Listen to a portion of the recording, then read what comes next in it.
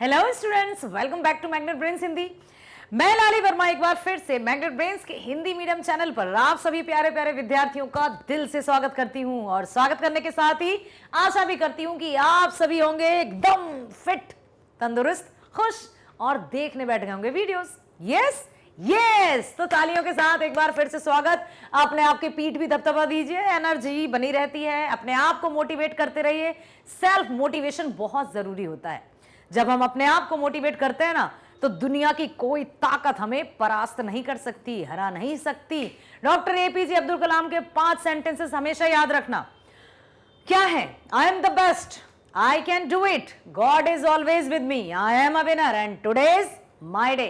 ये जो 5 magical sentences हैं, वो हमारे हर दिन की जो दिनचर्या है ना, डेली रूटीन, उसमें हमें तरोताजा रखते हैं। एक बार फिर से मैग्नेट ब्रेन्स हिंदी में स्वागत है। मैग्नेट ब्रेन्स जो आपको कक्षा 7वीं से 12वीं तक की online school education 100% free provide करता है और साथ ही साथ सभी प्रकार की प्रतियोगी परीक्षाओं के वीडियोस भी देख सकते हैं आप आपके फेवरेट चैनल पर एब्सोल्युटली फ्री, जैसे NTSC, olympiad, IIT, JEE, NEET, UPSC, bank, insurance, सभी प्रकार की प्रतियोगी परीक्षाओं के वीडियोस देख सकते हैं आप। High quality based, yes, quality के साथ नो समझौता, क्योंकि स्टूडेंट्स की जो एजुकेशन है वही उनकी नींव है आगे के जीवन की। सो मेरे प्यारे विद्यार्थियों, आ जाइए मेरे साथ, नए घर में चलते हैं। हम अपनी पाठ्य पुस्तक गोधुली भाग 1 का पाठ 7 शुरू करने वाले हैं। नाम है टॉलस्टॉय के घर में। लिखा है राम कुमार जी ने।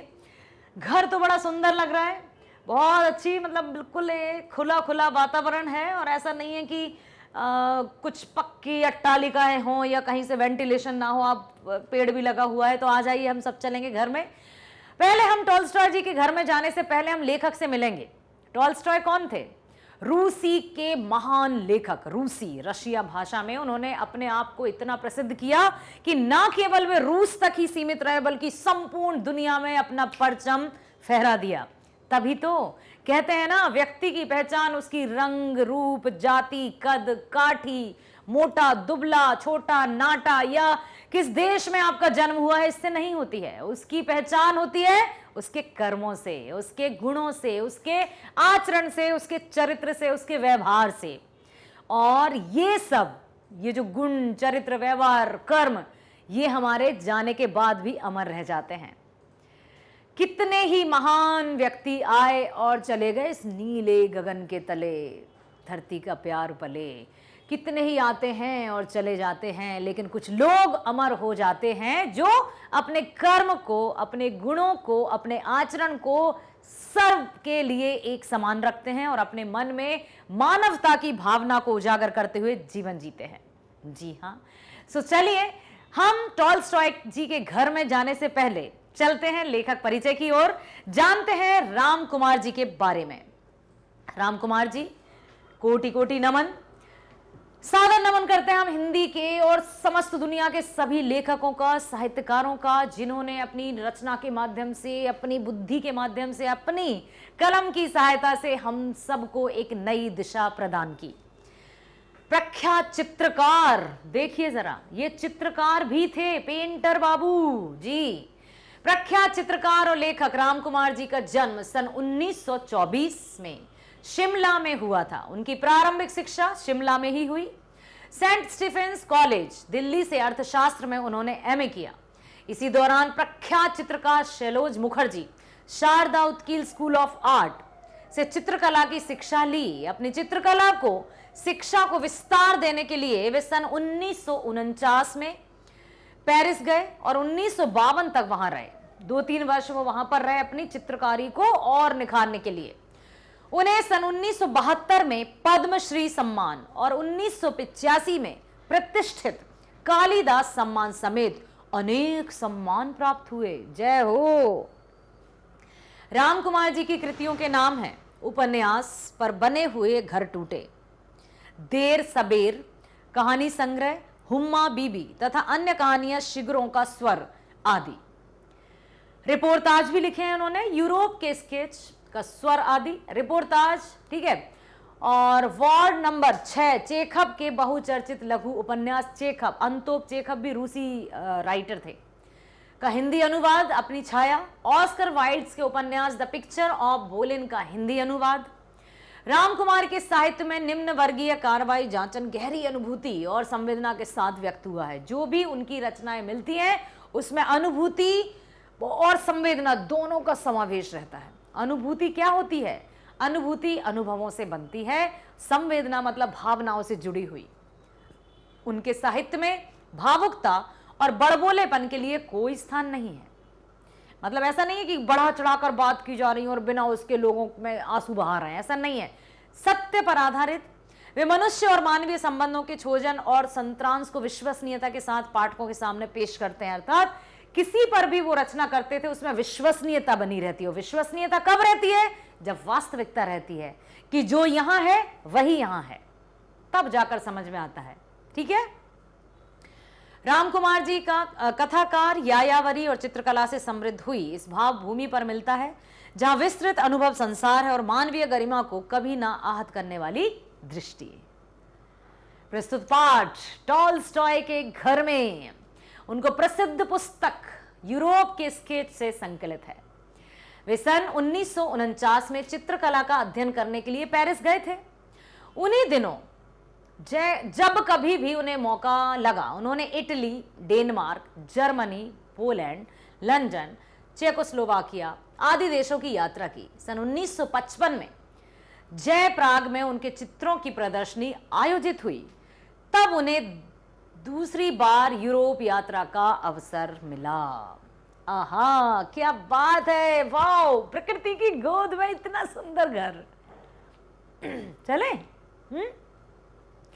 टॉलस्टॉय के घर में महान प्रसिद्ध रूसी लेखक टॉलस्टॉय,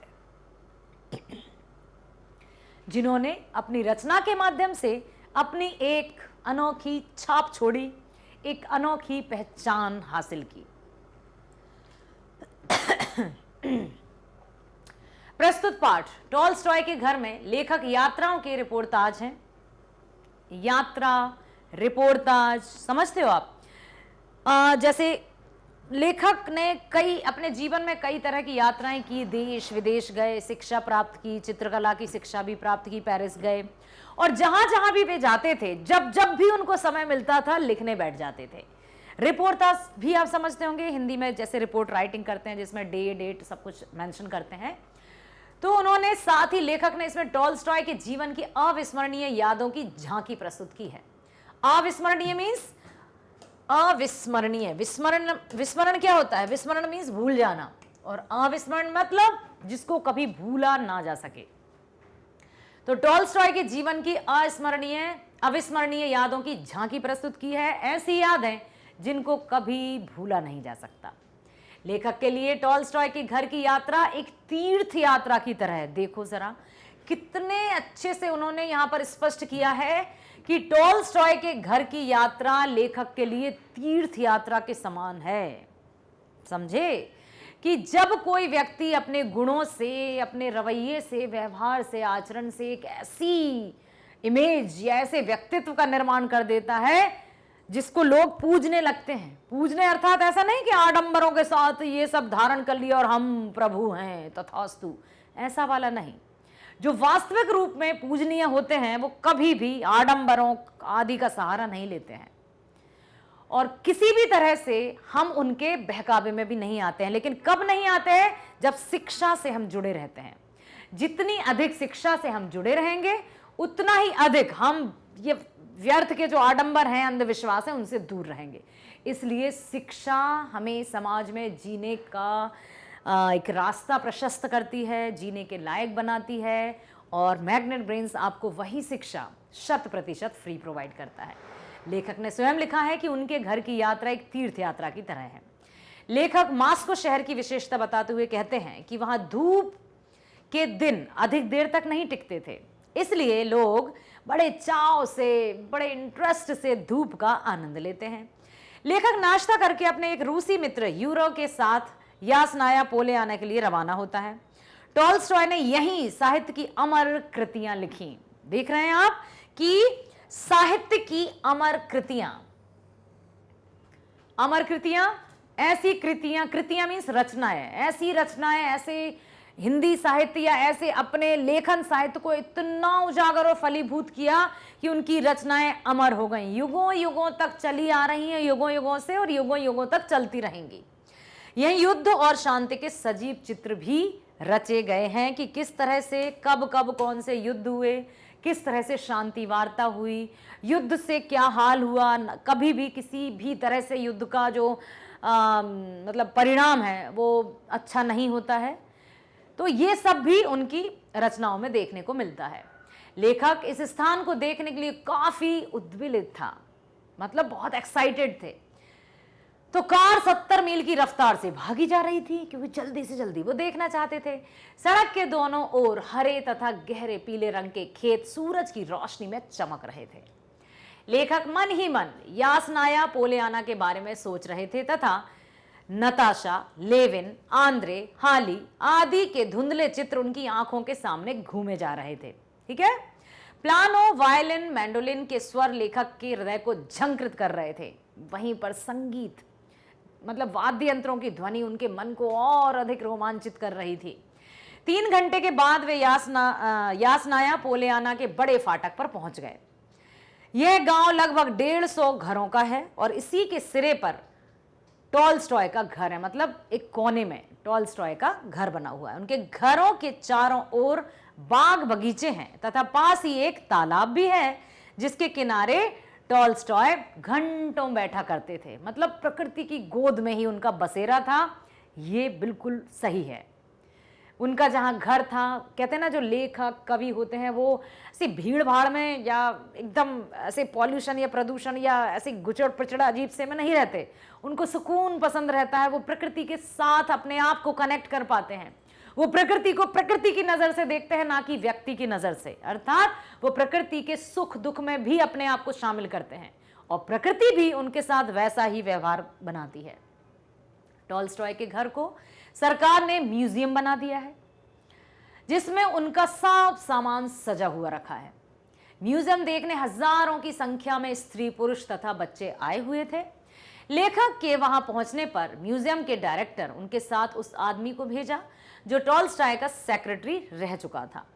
वहां एक पेड़ है जिसकी छाया में बैठकर टॉलस्टॉय किसानों को पढ़ाया करते थे। संपूर्ण जीवन की पूरी पूरी झांकी जब लेखक ने देखी तो सच में उन्होंने सही लिखा है कि ऐसा लगा जैसे वो किसी तीर्थ स्थान पर गए हों। वहीं एक झोपड़ी भी थी जिसमें उनके मित्र रेपिन नामक महान चित्रकार रहा करते थे। और अभी आपने सुना ना कि लेखक भी चित्रकार थे, उनको भी चित्रकला का बहुत शौक था, इसलिए देश से विदेश गए वो पेरिस, वहां पर चित्रकारी सीखने। उन्होंने टॉलस्टॉय के भी अनेक चित्र बनाए थे जो हमारे मन मस्तिष्क में बस जाता है, उसकी छवि अंकित हो जाती है। आपने कभी ये भी देखो ना कि बस आंख बंद करके स्केच करके और एकदम सही चित्र बना देते। कैसे? मन की आंखों से। कहते how can it possible, but yes it can be possible. Tolstoy जब 2.5 वर्ष के थे तभी उनकी मां की मौत हो गई थी। टॉलस्टॉय बहुत छोटे थे, 2.5 वर्ष, महज अबोध बालक, तभी उनकी मां की मृत्यु हो गई थी। लेकिन वह ना तो मां को भूल सके और ना ही मां के द्वारा लगाए गए बागों को, उन्होंने उन बागों को कभी भी अनदेखा नहीं किया। छोटे से थे, 2.5 वर्ष के, तभी उनकी मां चल बसी थी, लेकिन वो अपने मन मस्तिष्क से मां की यादों को विस्मृत नहीं कर पाए। हमेशा उनकी मां की यादें और जो भी देख रेख वो करती थी, बाग बगीचों की या प्रकृति से जितना कनेक्शन था, वो सब कुछ उन्हें हमेशा याद रहा। उस बाग में अनेक पतली पतली पगडंडियां थी। पगडंडियां समझते हैं? जैसे छोटे छोटे रास्ते, बिल्कुल सकरे सकरे रास्ते, टेढ़े मेढ़े रास्ते, पगडंडी कहते हैं उसको। तो वहां पर अनेक पतली पतली पगडंडियां थी तथा टॉलस्टॉय का अनेक बहुत सारी उनकी स्मृतियां बिखरी हुई थी। कहीं कुछ था तो कहीं कुछ। जो उनका सेक्रेटरी हुआ करता था वो लेखक को संपूर्ण जानकारी दे रहा था। कहीं कोई बेंच थी जिस पर वह सुबह में बैठा करते थे। एक पेड़ की शाखा पर एक घंटा लगा था जिसे बजाकर परिवार के लोगों को भोजन करने की सूचना दी जाती थी। घंटा लगा था कि अलार्म जैसा, बहुत बड़ा सा। और 1 घंटा बजाया, तब समझ में आ जाता था कि अब खाने की बेल लग गई है, जैसे हॉस्टल्स में नहीं होता है वैसा ही। बाहर की परिक्रमा के बाद जब लेखक ने उनके अंदर पैर रखा तो उनके शरीर में सनसनी पैदा हो गई। क्या हुआ? ऐसा क्यों हुआ? मस्तिष्क में हलचल पैदा हो गई। शीशे का अलमारियों में उनके कोट, पतलून, ओवरकोट, ड्रेसिंग गाउन, मोजे, जूते, कमीजें आदि सब कुछ एज इट इज टंगे हुए थे। सब कुछ। दीवारों पर उनके तथा उनके परिवार के चित्र भी लगे हुए थे। उनके पढ़ने लिखने के कमरे के कोने में छोटी सी मेज तथा बिना सिरहाने की एक तिपाई रखी हुई थी। तिपाई, चारपाई नहीं, तिपाई रखी हुई थी। वहां पर लेखक को ऐसा लग रहा था जैसा वे स्वयं टॉल्स्टॉय जी से भेंट कर रहे हों, क्योंकि हर एक वस्तु उन्हीं की थी। इसी कमरे में बैठकर आना करीनिना तथा युद्ध और शांति की रचना की थी। इनके पुस्तकालय में उनका अपना खुद की लाइब्रेरी भी थी। पुस्तकालय मीन्स लाइब्रेरी। 23,000 किताबें थीं तथा विभिन्न जगहों से आए 20,000 के लगभग पत्र भी थे। दुनिया भर में उनके कितने चाहने वाले थे, क्योंकि तब ना तो मोबाइल्स हुआ करते थे ना टेलीफोन्स। आप देखो 20,000 से ज्यादा, मतलब लगभग बताया है उन्होंने, इतने पत्र भी रखे थे उनके चाहने वालों के। वे अपने कमरे में खिड़की के पास सोते थे ताकि प्राकृतिक सौंदर्य का आनंद लिया जा सके। पत्नी से खटपट रहने के कारण दोनों अलग अलग कमरे में सोते थे। खाने का कमरा दूसरी मंजिल पर था। कमरे के बीच में एक बड़ी मेज थी। कमरे के बीचों बीच एक बड़ी सी मेज थी। मेज मतलब समझते हो, टेबल, जिसके चारों ओर 12 कुर्सियां रखी हुई थी। डाइनिंग टेबल कह सकते हो आप। 12 कुर्सियां, चारों ओर आराम कुर्सियां थी जिन पर खाने के बाद लोग आराम करते थे तथा संगीत का आनंद भी लेते थे। टॉल्स्टॉय स्वयं भी संगीत के शौकीन थे। नीचे की मंजिल में अतिथियों के लिए कमरे थे। इसमें एक डॉक्टर भी रहता था। देखो जरा, घर के वैद्य मतलब सारा ऐसा नहीं है कि कुछ दिखावटीपन हो। जो जो आवश्यक थी, जहां पर जरूरत वाली चीजें होनी चाहिए थी, वो सब कुछ थी उनके पास। टॉल्स्टॉय ने जब अंतिम बार घर छोड़ा तो केवल डॉक्टर ही उनके साथ गया था। उनके परिवार, उन्होंने साफ साफ लिखा है ना, उनकी बीबी से खटपट चलती रहती थी तो अलग अलग कमरे थे उनके, ये भी बताया है। उन्होंने इस कमरे का वर्णन आना करीनिना में लेविन की चर्चा के क्रम में किया है। ये उनकी रचना है, रचना का नाम है ये। इस प्रकार म्यूजियम देखकर लेखक को ऐसा अनुभव हुआ कि उनके जीवन की जैसी झांकी उन्हें दिखाई दी वह कभी भी धुंधली नहीं हो सकती। हर समय, जब तक लेखक ने स्वयं कहा है कि जब तक जीवन रहेगा वो स्थिति, वो यादें, वो झांकी अमिट रहेंगी। इस मकान में केवल टॉल्स्टॉय के जीवन का इतिहास का ही पता नहीं चलता था, बल्कि उन सारी आत्माओं की आवाज भी सुनाई पड़ती थी जिन्हें टॉल्स्टॉय ने जन्म दिया था। लेखन के माध्यम से उनका सजीव हो चुका था। ऐसा लग रहा था जैसे सब कुछ लिविंग हो, लाइव चल रहा हो। ऐसा नहीं लग रहा था कि वे वहां नहीं है। इस टेबल पर, इस कुर्सी पर, इस खिड़की के पास, इस मतलब हर जगह लग रहा था जैसा वे ही वे। उस मकान से बाहर निकलने पर तेज धूप के कारण लेखक की आंखें चौंधियाई सी गईं। कुछ देर के बाद लेखक अपने मित्रों के साथ टॉल्स्टॉय की समाधि देखने भी चल पड़े, क्योंकि जो जिस फील्ड के रहते हैं उनको उस फील्ड से अधिक रुझान रहता है और उनके बारे में जानकारी प्राप्ति भी करना चाहते हैं। तो यहाँ लेखक ने प्रसिद्ध रूसी लेखक टॉल्स्टॉय के जीवन से जुड़ी जो झांकी प्रस्तुत की है, वास्तव में वो हमारे हृदय और मस्तिष्क में भी अमिट छाप छोड़ेगी। इतना मनोहारी दृश्य, इतना एक ऐसा व्यक्तित्व जो वाकई में काबिले तारीफ है, अर्थात हम तो प्रशंसा करने के लायक भी नहीं है। मेरे प्यारे विद्यार्थियों, अपने आप को इतना निखारना, अपने गुणों में इतने निखर जाना कि लोग आपकी जब भी बात करें तो चर्चा लाखों में आपकी हो, आप हीरे की तरह चमकना, आप आसमां को छू लेना। इसीलिए हम मैग्नेट ब्रेन्स की तरफ से आप सभी विद्यार्थियों को कक्षा 7वीं से 12वीं तक की online school education, Hindi medium की बात कर रही हूं मैं, 100% फ्री प्रोवाइड की जाती है। इंग्लिश मीडियम की यदि हम बात करें तो किंडरगार्टन से लेकर 12वीं तक की education, school education, online school education 100% free ही है। इसके साथ ही साथ सभी प्रकार की प्रतियोगी परीक्षाएं, ताकि आपको स्कूलिंग के बाद किसी तरह की कोई टेंशन ना हो, किसी तरह की कोई चिंता ना हो कि अब हम क्या करें भाई। 12वीं तक तो मैग्नेट ब्रेन्स ने हमें बेस्ट एजुकेशन दे दी, अब आगे की पढ़ाई का क्या करें। तो आगे की पढ़ाई के लिए भी डोंट वरी, फिकर नॉट, ये है ना NTSC, olympiad, IIT, JEE, NEET, UPSC, bank, insurance, सभी प्रकार की प्रतियोगी परीक्षाओं के वीडियोस भी आपको प्रदान किए जाते हैं 100% फ्री। मेरे विद्यार्थियों, इस समय का, इस स्वर्णिम समय का लाभ उठाओ और बहुत ध्यान एकाग्रता के साथ सभी वीडियोस देखो जो आपके लिए प्रोवाइड किए जाते हैं, सिर्फ और सिर्फ आपके लिए। इस समय का सदुपयोग करते हुए अपने आप को निखारो, अपने चरित्र को, अपने व्यक्तित्व को इतना अच्छा करो कि जब कभी हम, हो सकता है कभी मिल जाए, इतनी बड़ी भी दुनिया नहीं है, कहीं ना कहीं यदि हम मिल जाएंगे तो आप तो हमें पहचान ही जाएंगे ना। तो हम चाहते हैं कि जब कभी भी मिलें गर्व से कहें हम कि यस, हमारे विद्यार्थी हैं ये।